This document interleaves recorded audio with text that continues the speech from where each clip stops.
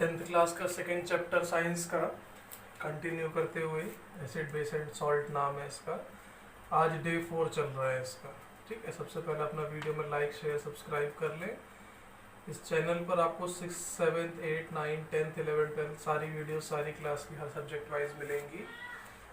हमने पढ़ा था पीएच का टॉपिक हम पढ़ रहे थे, सबसे लास्ट पार्ट उसका रह गया था importance of pH in everyday life. हमारी डेली की लाइफ में पीएच का क्या फ़ायदा है, तो उसके पावर को बेनिफिट दिखा रखे हैं। पहला बेनिफिट, प्लांट और एनिमल में पीएच का क्या बेनिफिट होता है। हमारा जो बॉडी है ना, वो एक नॉर्मल पीएच के ऊपर वर्क करता है। अगर उससे कम हो जाएगा या उससे ज़्यादा हो जाएगा तो हमारी बॉडी की जो फिजियोलॉजी है, जो फंक्शन है, वो अफेक्टेड हो जाएगा। ठीक है, तो our body work at pH range. हमारा बॉडी मिनिमम पीएच 7 होना चाहिए, मैक्सिमम 7.8 होना चाहिए, इतने में वर्क करता है। When pH of rain is less than 5.6, मतलब बारिश का जो पानी होता है, पानी के अंदर उस बारिश के पानी में अगर एसिड ज़्यादा हो जाएगा तो उसका पीएच 5.6 से कम हो जाएगा, तो इस प्रकार का जो बारिश का पानी होगा उसे एसिडिक रेन बोला जाता है।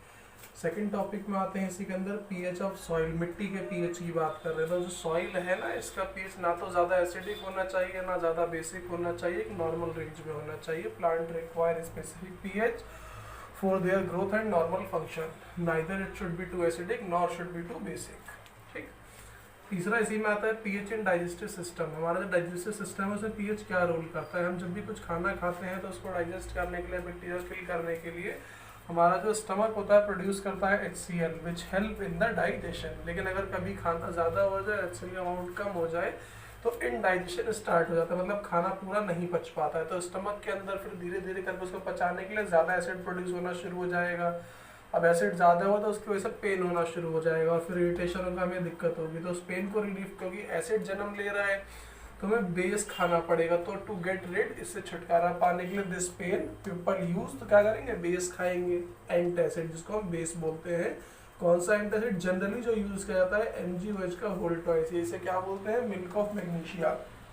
तो ये बेसिक है, हमारे पेट में एसिड बन रहा है तो न्यूट्रलाइजेशन रिएक्शन हो जाएगा, सॉल्ट और वाटर बन जाएगा, जिससे एक्सेस ऑफ एसिड हमारे स्टमक में कम हो जाएगा और हमें रिलीफ मिल जाएगा। चौथे पॉइंट पर आते हैं, पीएच इन टूथ डिके। हमारा जो टूथ डिके, हमारे जो दांत खराब होते हैं, इसमें पीएच का क्या रोल है।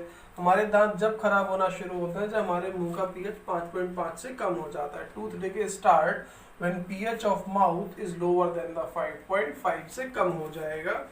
Tooth enable made up of calcium phosphate. हमारा जो टूथ का इनेबल होता है ना, वो कैल्शियम फॉस्फेट का बना हुआ होता है। That is the hardest substance of our body, जो कि हमारी बॉडी का सबसे हार्डेस्ट सब्सटेंस है। Does not dissolve in water. जो ये कैल्शियम फॉस्फेट है ना, वाटर में डिसॉल्व नहीं होता, but corrode when pH is lower than 5.5। लेकिन जब हमारे मुंह का पीएच 5.5 से कम हो जाता है तो ये कोरोड होना शुरू हो जाता है, due to acid produce by degradation of the food particles ना, by bacteria.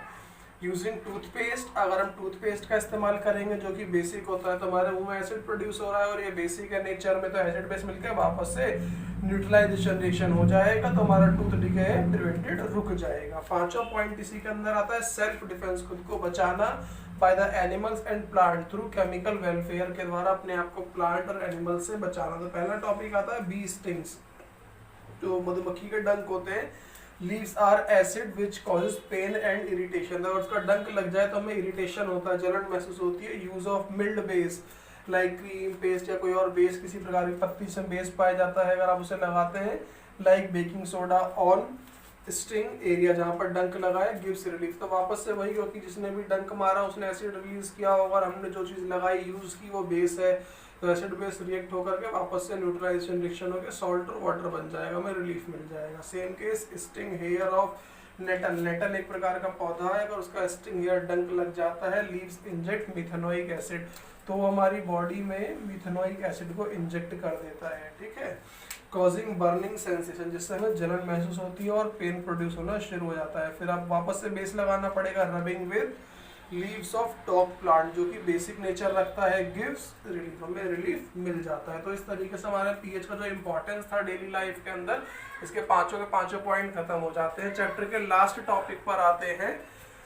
Chemical from common salt NaCl से क्या क्या केमिकल्स हम डिराइव कर सकते हैं। तो हमारे को यहाँ 5 केमिकल्स दिखा रखे हैं जो कि हम NaCl से डिराइव करते हैं। इन 5 केमिकल्स को पढ़ने के बाद चैप्टर खत्म हो जाएगा। आज हम सिर्फ पहला पढ़ेंगे, बाकी 4 नेक्स्ट क्लास में यानी कि डे 5 की क्लास में पढ़ेंगे। पहला आता है सोडियम हाइड्रोक्साइड जिसका फॉर्मूला NaOH होता है। दूसरा bleaching powder CaOCl2, baking soda NaHCO3, washing soda Na2CO3.10H2O, plaster of Paris CSO4.1/2H2O। ध्यान रखना है ये केमिकल फॉर्मूला होता है और ये सब केमिकल नेम होता है। Chemical formula, chemical name, chemical formula, chemical name, तो ये ध्यान रखना है। पहले टॉपिक पर आते हैं सोडियम हाइड्रोक्साइड NaOH जिसका फॉर्मूला होता है। तो ये केमिकल फॉर्मूला है और ये केमिकल नेम है।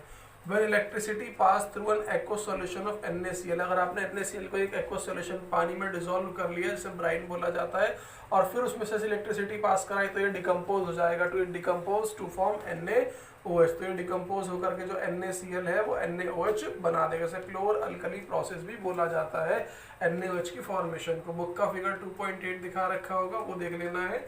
इसमें जब प्रोसेस हो जाता है ना तो इलेक्ट्रोड लगा रहे हैं, इलेक्ट्रिसिटी पास कर रहे हैं, तो एनोड पे क्या होता है Cl2 गैस बनती है और कैथोड पे हाइड्रोजन गैस रिलीज होती है। ध्यान रखना है, याद करने वाली चीजें हैं। Near cathode NaOH solution is form, cathode के पास ही NaOH का सॉल्यूशन बनके इकट्ठा हो जाता है। अब जो चीजें बनी इनके यूजेस क्या क्या है। H2 को ईंधन के तौर पे, फ्यूल के तौर पे जलाने के लिए यूज किया जाता है रॉकेट वगैरह में। Cl2 जो है ये पानी को साफ करने में, या फिर जो हमारी तार की कवरिंग होती है, या फिर क्लोरोफ्लोरोकार्बन जो इन फ्रिज वगैरह से एयर कंडीशन से निकलता है यहाँ पर यूज किया जाता है। HCl जो होता है क्लीन स्टील एंड मेडिसिन, दवाइयों को और स्टील वगैरह को साफ करने में। NaOH जो होता है वो डिग्रेडिंग मेटल को ग्रीजिंग मेटल से ग्रीस हटाने के लिए, सोप एंड पेपर बनाने के लिए यूज किया जाता है। एंड इसी प्रकार से Cl2 और NaOH इनको साथ में ब्लीच के तौर पे यूज किया जाता है। कहाँ का ब्लीच, हाउस होल्ड, घर में कुछ सफाई करनी है या फिर कोई फैब्रिक साफ करना है तो इस तरीके से लास्ट टॉपिक का पहला पार्ट कंप्लीट होता है। बाकी 4 नेक्स्ट क्लास में करेंगे। अपना लाइक शेयर सब्सक्राइब करते रहे। Thank you.